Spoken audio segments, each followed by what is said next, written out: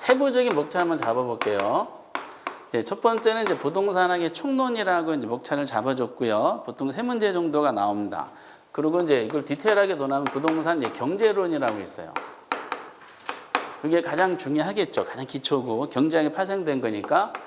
그럼 우리가 이제 경제론을 통해서 뭘 공부하시냐면은 수요와 공급을 공부해요. 그럼 여러분들 수요와 공급이 이루어지는 장소가 뭘까요? 시장이라 그래. 그래서 부동산 시장론을 그 다음에 시험을 내겠다고 했어요. 근데 시장이라는 범위가 굉장히 넓어요.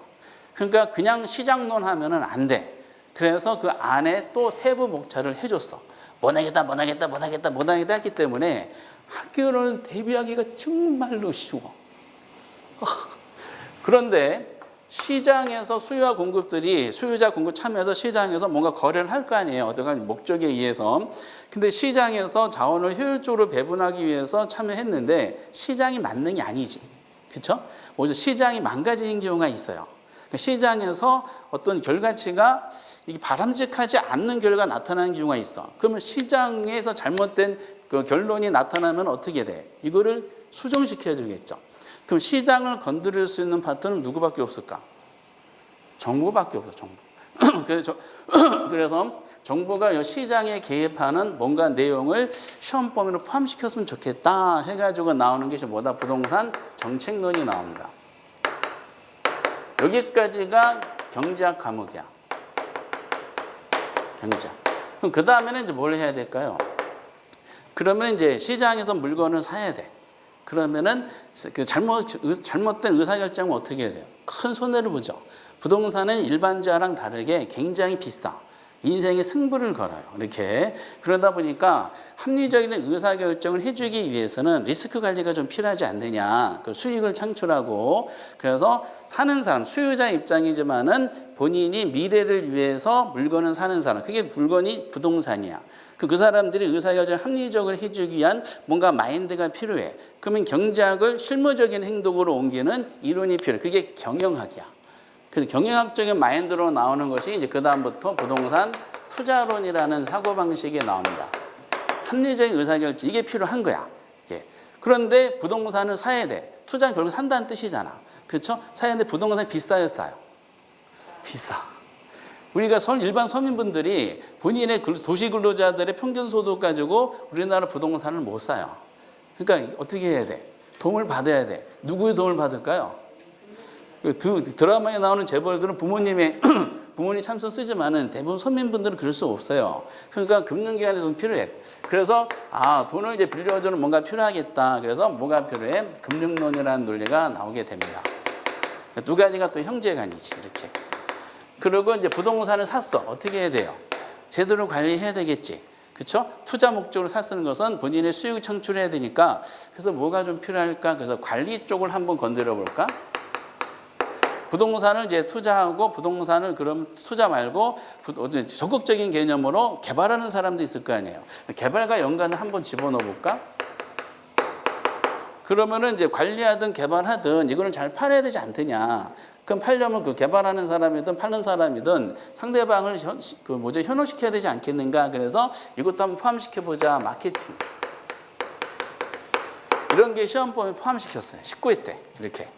그 옛날에는 이제 부동산 신탁, 권리 분석, 부동산 컨설팅 그리고 뭐가 있어요? 잡다한 걸 많이 있었어. 근데 이게 중구난방이다 보니까 19일 기준으로 해가지고 학교론에서 쓸데없는 거 다 이제 다 버리고 이렇게 구체적인 목차를 잡아줬어요. 요 세 가지 항목이 경영학이야. 결국 부동산학은 경제 경영이에요, 경제. 법률 과목이 아니야. 그 법률 과목은 조문에 대한 해석이 필요하지만은 학문적인 그 부동산학은 조문에 대한 해석이 거의 필요 없고 뭐죠? 이론적인 부분에 대한 시장에 대한 흐름을 읽을 수 있는 이해 과목이다라고 생각을 해주셔야 돼. 그래서 첫 술에 배부를 수 없기 때문에 조금 이제 뜸을 들이는 시간이 필요합니다. 그 과정에 대해서 약간 고통을 느끼시겠지만은 그것만 넘어가면은 점수 관리가 수월한 과목이라는 것을 다시 한번 말씀드리겠어요. 왜? 이 과목은 경제학과 경영학 이 자체를 깊숙하게 낼 수 있을까 없을까? 못 내. 낸 거 또 내고 낸 거 또 내고 그래. 그래서 올해 경제 여기서 나왔던 문제, 기출문제 있죠? 기출문제가 한 문제마다 과거에 몇 회 출제했던 거를 근거를 다 제시할 수 있어요. 이제는 바닥이 났어. 낼 거 없어. 낸 거 또 내고 또 틀리고 또 내고 또 틀리고 계속 반복이 돼요. 그래서 이제 여기까지 한 다음에 이제 마지막으로 이제 이게 좀 이질적인 내용인데 감정평가론이라는 거를 하나 집어넣었어요. 이렇게. 그래서 전체적인 세부 목차를 이렇게 해줬고 큰 목차를 해줬고 그 안에서 다시 또 세부 목차를 해줬어. 특히 투자론이라는 건 굉장히 범위가 넓기 때문에 이걸 세부적 어디서 내겠다라고 해줬고요. 거기에 맞춰서 대부분의 수험서들이 목차를 잡아놓고 책의 내용을 소술하고 있습니다. 이렇게. 그럼 이제 이 전체적인 내용이 다 나와. 대부분 다 나오는데 그럼 평균적인 문항수가 골고루 나오느냐? 그렇지는 않아요. 그럼 이 8가지 항목 중에서 가장 기본이 되는 게 뭘까요? 경제론이야. 경제론 파트가 가장 기본이고 여기서 이제 핵심이 뭐냐면은 수요와 공급 이론이라고 있어요. 그 사실상 여러분들이 이제 내년도 2월달, 그러니까 1월달, 2월달까지는 수요와 공급에 대해서 이해만 성공시켜도 이해만 되셔도 전체적인 부동산학개론을 다지시는데 굉장히 큰 기반이 된다는 걸 아시면 돼요. 다른 거 몰라요. 나중에 이거 다 할 수가 있어.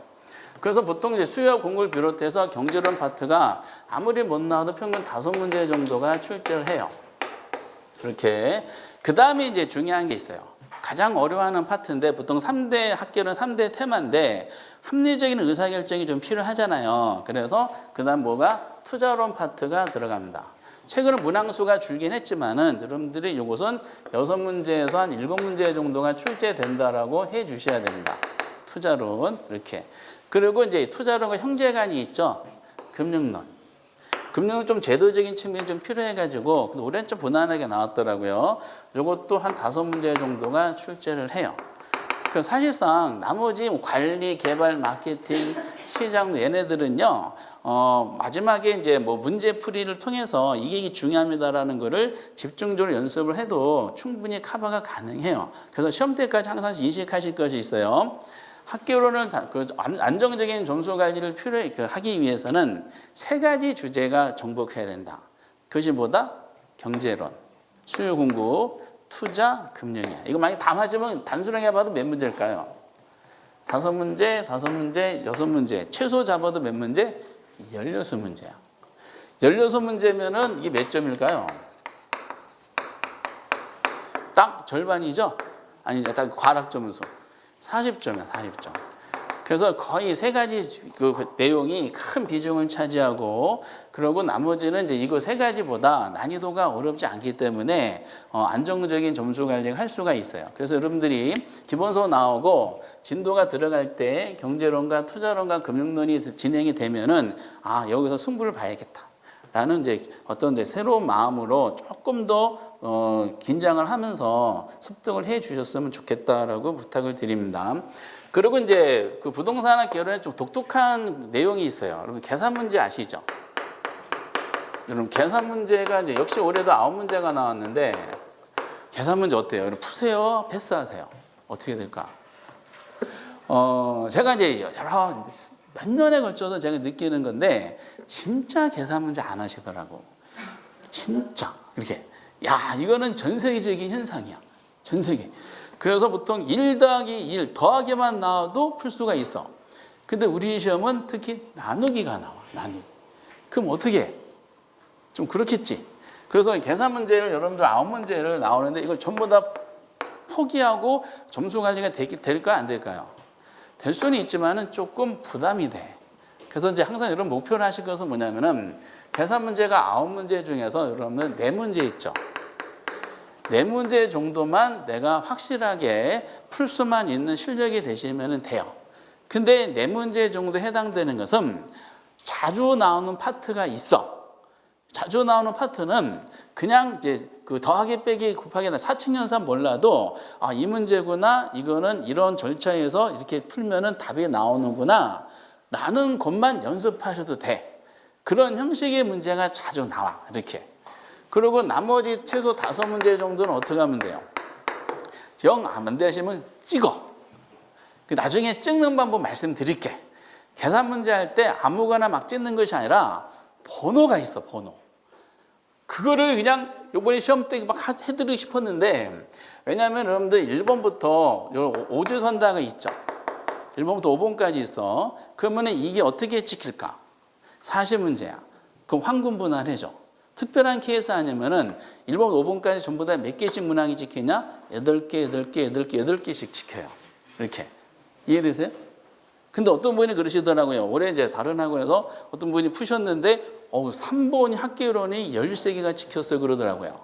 그분 다 틀린 거야. 이렇게. 정확하게 8개, 8개, 8개, 8개가 찍혀요. 그래서 여러분들 답안지 제출할 때 한 번호가 지나치게 많이 체크가 됐다 하면 어떻게 해야 돼? 큰일 났구나. 이런 생각을 해 주셔야 됩니다. 물론 가끔 가다가 이제 변절적인 경우가 있는데, 그런데 만약에 1번에 8개 찍혔고 이상하게 2번에 3개밖에 안 찍혔어. 9문제가 아직 안 푼 상태야. 그럼 어떻게 하면 돼요? 그렇지. 가장 적게 찍힌 요거를 집중적으로 마킹하는 거예요, 이게. 최악의 경우인데, 대신에 이건 굉장히 위험한 방법이죠. 왜? 이론적인 부분을 맞췄다는 가정에서 하는 겁니다. 그래서 이 부분에 대해서는 나중에 이제 절차적으로 진행이 될 때 말씀을 드리겠지만은, 계산 문제가 나오는 독특한 과목이 학계론이다. 근데 학계론은 무조건 포기하지 마시고, 난이도의 상한선이 도달한 문제가 있고 난이도에 아직 상한선이 도달하지 않는 문제가 있어요. 상한선에 도달하지 않는 문제의 특징은 계속 문제가 지나가대. 그런 건 대비하기가 어려워. 근데 이미 계산 문제에서 난이도 상한선을 도달한 문제가 있어. 그건 어떻게 하면 돼요? 절차적 이런 내용이 나오면 이렇게 풀겠다라는 방법론만 아시면은 다 풀 수가 있다는 것을 생각하시면서, 그것이 어떤 문제라는 거는 시험에 가까워지면서 계속 말씀을 드릴 거야. 이렇게. 그리고 이게 올해 출제할 가능성이 많습니다. 그러면 그것만 연습하시고 안 나오면 안 쓸 수 없고 이런 거예요. 근데 나올 가능성이 많습니다. 그래서 항상 9문제 중에 몇 문제 정도 풀어라? 4문제. 그리고 나머지 5문제는 제가 지금 그게 극단적인 방법인데 마킹하는 번호를 찍는 방법을 말씀을 드리도록 하겠어요. 그거는 마지막 카드야. 최악의 카드. 그래서 계산 문제에 대해서 부담을 갖지 마셔라 라고 해드리는 겁니다. 그래서 제가 이제 뭐 간략하게 언급해드렸지만은, 정리해보면은 이런 거예요. 학계론은 특징이 경제학 과목이다. 사실상. 경제 경영이에요. 그래서, 법률적인 과목처럼 법률에는 조문이라는 게 있잖아. 그럼 민법 쓰는 용어랑 공법 쓰는 용어가 같을까 다를까? 똑같아. 법률 용어는 똑같을 수밖에 없어요. 근데 경제학은, 경영학은 이론적인 부분이다 보니까 외국에서 넘어온 학문들이 많아요. 그 원어가 있어. 그 원어를 해석하는데 용어들이 있을 거 아니에요. 용어들이 아직 통일이 안 된 게 많아. 그러면은 뭘로 해석해야 돼? 이런 의미구나라고 이론적인 부분은 이해를 중심으로 처음에 정리해 주시기 바랍니다. 막 줄쳐서 암기하는 과목이 아니에요. 법률 과목도 교재 그 내용을 똑같이 내는 것이 아니라 이게 해석하는 문제가 나오다 보니까 이해 과목이라고 생각하시면서 조금 뜸을 들이는 과정이 필요하다라는 게 첫 번째고, 두 번째는 이제 과목의 성격상 이론 부분이다 보니까 주관성이 많이 개입될 일이 많아가지고 세부 목차가 나왔는데 그 중에 3대 주제가 경제론과 투자론과 금융론이라는 3가지 파트만 정복하면은 진짜 천재지변이 발생하지 않는 한 60점은 다 넣는다는 거야. 이게. 그리고 세 번째는 계산 문제가 나오더라. 근데 계산 문제 9문제가 최소 나오는데 두려워하지 마셔라. 우리는 그 중에서 몇 문제를 목표로 한다? 4문제가 나오는 거는 어디서 나올지 우리가 정해져 있기 때문에 그것만 연습하고 나머지는 그냥 안 하신 분들을 대상으로 마지막에 찍는 번호를 말씀드리도록 하니까 너무 걱정하지 마셔라. 그리고 절차적인 내용으로서 학계론을 할 때 가장 중요한 무기는 기본 교재가 중요하고요. 두껍게 안 만들었어요. 그렇게 할 필요 없다고 그래서 기본 교재가 중요하고 다른 과목, 그리고 객관식 시험에다 문제풀이가 중요한데 기출문제를 많이 풀어라. 기출문제를 최근 거는 당연히 필요하지만은 15회부터 내용이 많이 제도적인 정착이 됐기 때문에 15회 이후부터 혹시 찾을 수 있으시면은 그 정리된 문제를 정리하기 중요합니다. 15회부터 작년 33회까지. 그럼 한 600문제 이상이 될 거예요. 그것만 하셔도 점수 관리가 된다. 이 정도야, 이 정도. 그래서 학계론은 천천히 진행을 할 예정이니까 너무 두려워하지 마시고 조금씩 이제 감각만 익혀주셨으면 좋겠다라고 부탁드리고, 오늘은 이제 뭐 할 거냐, 세부적인 거 하기보다는 이런 교재상에 보면은 10페이지라고 돼 있죠. 부동산학에 대해서 어떤 내용을 이제 약간 총론 파트를 진행하도록 하겠어요. 이건 다 맞춰야 돼. 그 기초로 돼 있는데 학문적인 내용은 총론 이렇게 돼 있어요. 이건 정확하게 보통 3문제 정도가 나와요. 이거는 이게 기본적인 내용이야. 지문도 그렇게 길지 않아요. 그러면 이제 여기 목차를 부동산학에 총론해 놓고 그냥 정해주지 않으면은 이 중구난방이야. 그 안에서도 세부 목차를 해줬어. 그래서 부동산 학이다 보니까 도대체 부동산학이 뭐야?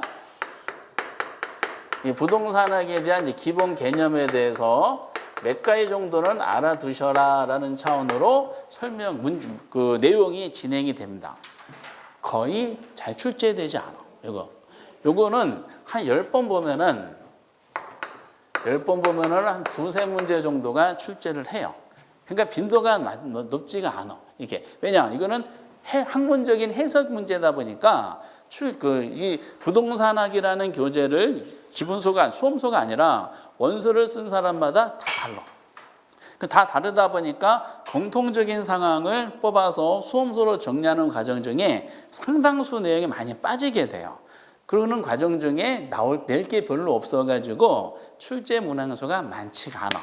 그래서 그 대안으로 어쩔 수 없이 그나마 나오는 게 있어. 그것이 뭐라는 걸 좀 이따 말씀드리고, 그리고 이제 두 번째 내용, 여기서 두 번째, 세 번째, 네 번째가 중요한데, 결국 부동산학은 뭐를 다루는 학문이에요? 부동산을 다루는 학문이잖아. 그렇죠? 도대체 부동산이 뭐지? 라는 부동산의 개념 정도가 출제를 하죠. 올해 나왔을까 안 나왔을까? 나왔어요. 작년하고 재작년 안 나왔으니까. 이렇게. 요거는 보통 10번 보면은 한 5번 정도는 출제되는 것 같습니다. 그리고 이제 또 하나가 이제 부동산의 분류라는 게 있어. 여기는 제가 하나 곤란한 게 있습니다. 부동산의 분류 중에 특히 학문적으로 부동산을 다루는 게 토지 용어야. 이 토지 용어가 지금 5년 연속 나왔어요. 낸 거 또 내고. 근데 너무 똑같은 게 많이 되다 보니까 자꾸 다른 걸 집어넣긴 하는데, 요거는 보통 10번 보면은 최근 통계를 한 7번 정도 나옵니다. 이렇게. 그리고 이제 부동산학이 경제학에서 분리된 여러 가지 내용 중에 하나가 이 부동산의 반대가 뭐예요? 그거 아시는 분은 전세적으로 상위 5% 이내 실력자예요. 야, 이 부동산 반대가 동산이라는 분을 생각하시는 분 계시죠? 반드시 붙으실 거야. 이야, 굉장히 실력. 그러면 이 부동산이 도대체 일반 재화인 동산보다 뭐가 다른가? 그 특성. 그 중에서도 이제 우리는 다른 것보다 이 부동산 중에 이제 토지의 특성을 중심으로 나오죠. 이거는 10번 보면은 9번 이상이 나옵니다. 이렇게 정리가 돼요. 그래서 부동산의 총론은 딱 이 사실상의 4가지 목차로 나와 있고요. 그럼 어떻게 할 것이냐? 34회를 기준으로 삼으면은 특성은 이미 나왔다고 생각하셔야 돼. 낸 거 또 내고 그래요. 더 이상 새로운 거 없어. 특성은 나왔다고 생각하시고 나머지 2문제를 어디서 낼 것이냐? 이상하게 토지 용어가 자주 나오더라고요. 근데 올해는 토지 용어에다가 뭐가 나왔냐면 주택의 분류가 나왔어. 주택의 분류, 단독주택, 공동주택 이런 거 있잖아. 이거 어디서 공부하셔야 돼요? 이건 제가 하는 것이 아니라 2차 과목에 건축법 과목 있죠? 주택법 과목, 공법에서 다뤄야 되는 거야. 그래서 2차를 같이 하신 분들은 학교론을 정리하시는데 굉장히 점수 관리에서 유리합니다. 이렇게. 그래서 1차만 하지 마시고 1, 2차를 같이 하시는 게 도움된다. 어쨌든 이거는 이제 제가 담당하는 건 아니니까 이상하게 이제 부동산의 용어를 많이 내고요. 그리고 아마 부동산 개념은 조금 애매모하고 여기 조금 지금 계속 안 나오거든요. 이것이 조금 신경 쓰이고 있습니다. 근데 어떻게 내든 교재를 보시다시피 별로 내용이 없어. 그래서 이 3문제 정도는 반드시 마치고 진행을 하셔야 돼. 무조건. 이거를 언제 마치시는지는 나중에 또 말씀드리도록 하겠어요. 오늘은 다 나갈 수는 없고 간략한 내용만 한번 정리 한번 해볼게요. 그래서 그 10페이지 부분은 이제 그 부동산학에 대한 내용이 잠깐 설명이 되어 있잖아요. 그러면 여기서 몇 가지 막 있어. 그럼 이걸 다 공부해야 되느냐? 원래 원서 내용은 이거보다 훨씬 더 많아. 근데 그게 많이 필요가 없어. 그럼 간략하게 보면 먼저 거기 부동산학의 정의가 있잖아요. 이 정의도 사람마다 다 달라. 그럼 국가고시는 어떻게 할까? 학자마다 다 다르다 보니까 그 학자마다 제시된 정의 중에 공통주행을 뭔가 뽑아내야 돼요. 거기 내용을 잠깐 첫 시간 한번 해볼게요. 부동산학이란 부동산 활동의 능률화의 원리 밑은 무슨 뜻이죠? 그리고 그란 것은 뭘까요? 능률화의 원리죠. 그 응용기술 개척하는 종합 응용과학. 이걸 뭐 이렇게 약간 설명이 되어 있어요. 이거를 암기하시라는 뜻은 아니야. 어차피 이건 나오지 않아. 언급을 한다 하더라도 이걸 오답으로 내지는 않아요. 부동산학의 개념이기 때문에 자존심에 이거를 틀리게 하지는 않습니다. 그러면 이걸 왜 언급하냐면은 부동산의 기본 개념이 많이 나오진 않는다 그랬죠. 그럼 그나마 출제자들은 신경 쓰는 게 몇 개가 있어요. 그 중에 밑에 보면은 부동산 성격이 있잖아. 성격 여러분 체크해 놓으셔야 돼. 성격은. 그럼 여기서 왜 성격이 그냥 막 나온 것은 아니고 여기서 나온 거죠. 능률화의 원리라는 것이 이게 뭐냐면은 부동산학의 성격이 얘는 이론적인 성격을 가졌다는 뜻이야. 어떤 이론적인 부분으로 바람직한 방향을 제시해주는 학문이라는 거야. 이론적인 부분에서 이론적인 성격을 가졌다는 것을 학문적인 용어로 과학성이다라고 표현하기도 합니다. 밑은 그리고라 그랬죠. 그럼 이론적인 성격만 가지면 안 돼. 왜? 중개업자분들은 실무에 필드에서 활동하는 사람들이에요. 그 이론적인 거 맞으면 안 되고 이거를 뭐다? 실무에 응용하려면은 다양한 실무적인 기법이 필요하겠죠. 그 이론적인 거 관련된 그 응용 기술을 이렇게 나왔죠. 그러면 이 응용 기술을 개척한다 나왔으니까 이거를 부동산에 뭐냐? 실무적 성격을 가졌다는 뜻이야. 이거를 학문적인 용어로 기술성이다라고 합니다. 결국 여기 두 가지를 우리가 통해서 확인하면은 부동산학은 뭐죠? 이론과 실무가 겸비된 학문이라는 뜻이에요. 이렇게. 그럼 이론과 실무 겸비된 학문인데 여기 나왔죠. 종합 학문이고 응용과학이다라는 식으로 이제 마무리가 되고 있어요. 그러면은 이걸 통해서 밑에 체크하시라는 것이 있죠. 부동산 성격이야. 이거는 뭐 디테일하게 자세하게 내진 않으니까 성격에서 첫 번째가 부동산학이 무슨 학문이라고요? 종합과학이야. 이게 무슨 말일까요? 종합이란 것이. 그렇죠. 그런 뜻이에요. 정확하게 아셨어요. 이 부동산학의 역사를 공부하다 보면은 부동산학은 20세기 학문이에요. 20세기 초반에 미국에서 나온 학문이다라고 생각하시면 돼요. 그런데 그 20세기 이전에 부동산학이라는 학문이 나오기 이전에 여러 가지 학문이 있었을까 없었을까? 있었겠지. 그렇죠? 법학이라는 게 수천 역사를 가지고 인간의 역사는 거의 비슷하죠. 법학은 뭐예요? 인간 생활에서 발생된 법률 문제를 해결하기 위한 차원으로 나온 학문이 법학이죠. 그러면은 경제학이라는 과목도 있잖아. 경제학이라는 과목은 인간 생활 발생한 다양한 경제 문제를 해결하는 학문이잖아. 그렇죠? 그리고 심리학은 뭐야? 인간이 발생된 여러 가지 갈등 문제를 해결하는 학문이 심리학이고요. 경영학도 마찬가지고 그래요. 토목공학도 마찬가지고 건축공학. 그러면 항상 인간들이 어떤 생활하다 보면은 문제가 발생한 것을 해결하기 위해서 법학에 나오고 정치학에 나오고 사회학에 나오고 심리학에 나오고 막 이런 거야. 근데 20세기에 여러 가지 인간이 발생된 문제 중에 부동산 문제가 발생한 거예요. 그럼 부동산 문제를 해결하기 위해서 법학에서, 경제학에서, 공학에서, 심리학에서 이렇게 각 분야별로 다루기가 좀 어렵죠. 점점 복잡 단단해지는 부동산 문제가 있기 때문에 이거를 해결하기 위해서 그래 오로지 부동산 문제를 해결하기 위한 학문이 필요하지 않겠는가. 그래서 뭐예요? 법이 붙는 것처럼 부동산 학에 대한 필요성이 생겼어요. 근데 부동산학은 신생 학문이잖아. 무에서 유를 창조할 수 있을까 없을까? 없는 거야. 그러면 결국 어떻게 해? 하나의 학문적인 체계를 다루기 위해서는 뭐예요? 오랜 역사를 가지고 있는 다른 학문의 도움을 받을 수밖에 없는 겁니다. 이렇게 법학의 도움, 경제학의 도움, 심리학, 정치학, 사회학, 통계, 토목공학, 건축공학, 지질학 이런 많은 도움을 받을 수밖에 없어. 결국 종합학이라는 것은 뭐냐? 부동산학은 다른 학문의 도움을 받았다는 뜻이야. 이렇게 이런 거. 그래서 여기서 나오는 가장 아주 유명한 개념이 나와요. 복합 개념이라는 단어가 나오게 됩니다. 좀 이따가 언급해드리고 이게 종합 개념이야. 그런데 그 다음의 논리가 이게 응용이란 말이 나왔죠. 이건 뭘까? 여기서 한번 정답이 나온 적이 있었는데 부동산학이 예를 들어 법학의 도움을 받았어. 근데 법학이라는 것은 인간 생활에서 발생된 법률 문제만 해결하기 위한 학문이잖아. 그렇죠? 근데 부동산학에서는 부동산에 발생된 문제를 해결하기 위해서 법학이라는 사고방식에서 창출한 여러 가지 이론들을 그대로 적용하기가 어려운 거야. 그럼 어떻게 해? 좀 수정해야 돼. 수정.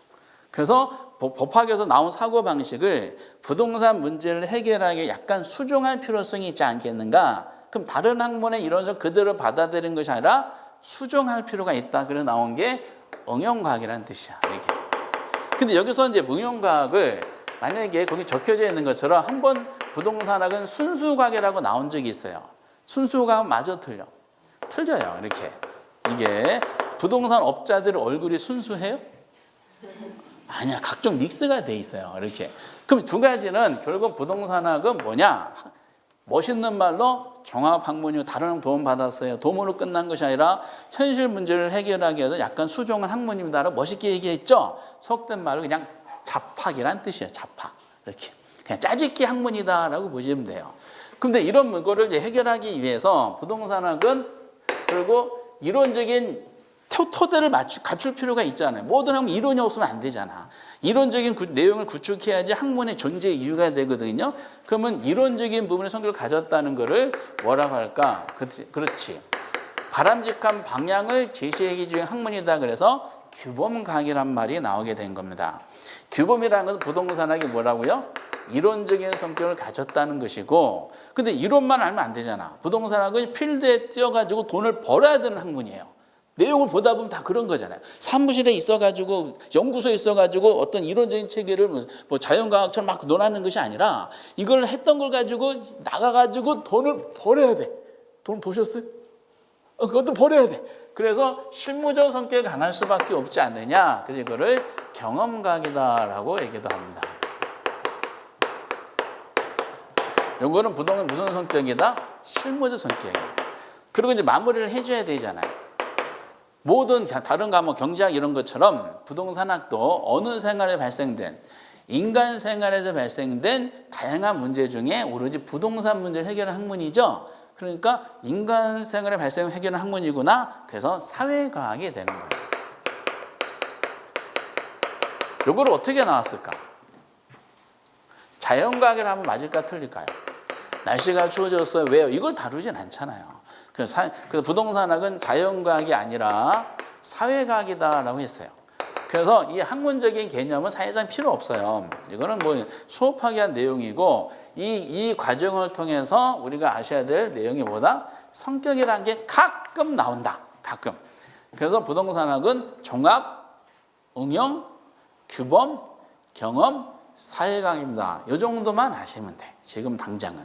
종합, 뭐죠? 응용, 규범, 경험. 그러니까 결과적으로 이 전체적으로 해석한 부동산학은 인간 생활에서 발생된 문제를 해결하기 위해서 이론적인 부분과 실무적인 부분을 갖춰가지고 이루어진 잡학이다라는 거예요. 짜집기 학문이라는 논리예요. 짜집기 이렇게. 그래서 고상한 학문은 아니야.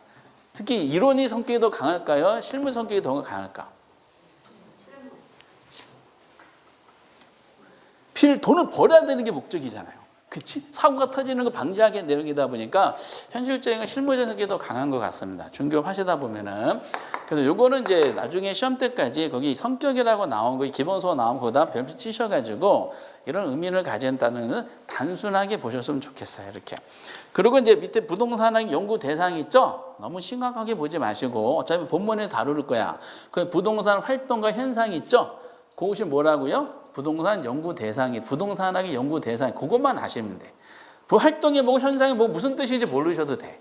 어차피 본문에 대한 다양한 활동과 다양한 현상들의 논하기 때문에 연구 대상은 부동산 활동과 현상을 드는 것이 보통이다라는 그 정도까지만 아시면 돼. 그리고 이제 조금만 잠깐 물 한 잔 마시고 아까 이제 조금 OT를 원장님 많이 길게 하셔서 조금만 쉬었다가 한번 진행해 보도록 하겠어요. 이렇게. 질문 없으세요? 처음 하시는 분 궁금하신 거? 주변에 올해 주변에 보신 분들이 계시나요? 시험?